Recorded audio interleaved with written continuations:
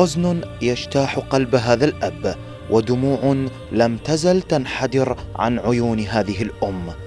عائلة فجعت بفقد ابنتين في عمر الزهور، والسبب الكهرباء.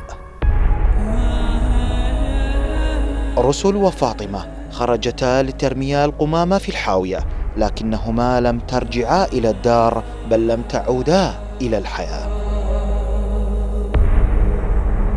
هاي رسل طالبة بصف رابع عام، وهاي فاطمة طالبة بصف ثالث متوسط. دا يذبون الزبل ماكو 20 متر عن بيتنا، طلعوا بعد ما رجعوا. السبب الكهرباء. يعني شنو السبب العمود الكهرباء؟ السبب اكو توصيل، توصيل من عمود الكهربائي، اكو توصيل الحاوية هي حديد، فهاي الزغيرة وقعت على الحاوية انتلت. اجت لي اكبر من عندها اللي هي طالبة بصف رابع عام، ايش ما ادري دجرها هم راحت وياها. هدومهن ضلت، كتبهن ضلت، سداريهن ضلت. ليش ندفن ما حطيت دفنتهن بالتراب وجيت. ليش شافل من عمرهن، شافل من عمرهن بس قلت. الكثير منا يخاف الحوادث الإرهابية كالمفخخات وغيرها، لكن القاتل الصامت موجود في حياتنا اليومية، فما هو الحل للوقاية منه؟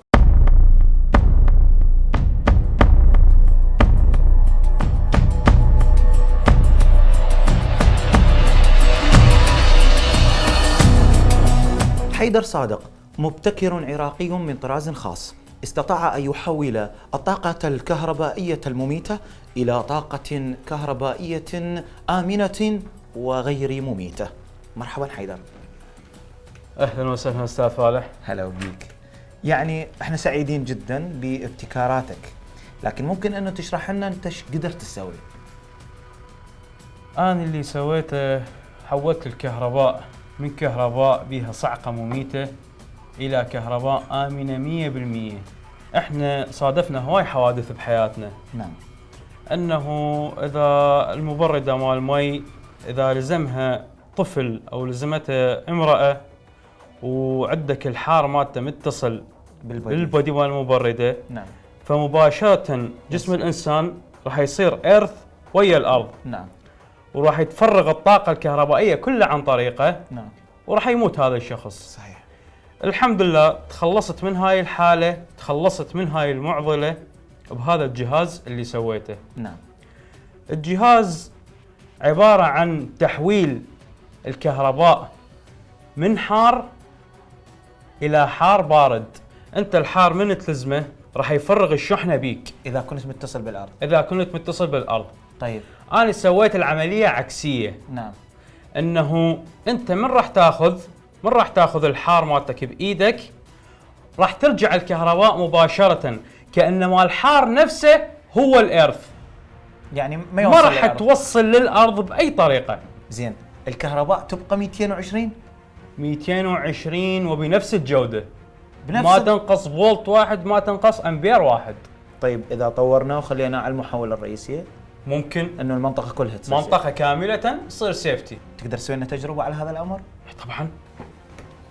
زميلي زيد تعال تقرب، شوف انه هذا على الأرض. اوكي، هسه هاي على الأرض مباشرة، وهذا الحار بيدي. هاي الجدحة مالته همينة. ممكن الزمها مو شو اسمه، يعني للقراصة، خليه يتقرص بالواير. اوكي. اي والزم القراصة بالضبط. سيفتي 100%. زين هسه انا اقدر اطخه؟ طخه؟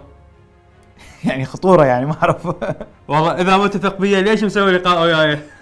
حلوة والله، ما لي جرأة.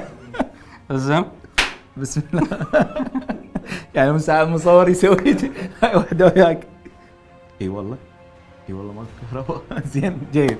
إذن هي رسالة إلى الجهات الحكومية ووزارة الكهرباء، نداؤنا مباشرة أن تتبنى هذا المخترع العراقي، وأن تطور مشروعه البسيط، وأن تحافظ على حياة المواطنين بتفعيل هذا الجهاز في عموم مناطق العراق. لبرنامج حبر أبيض، فالح هادي، قناة العراقية.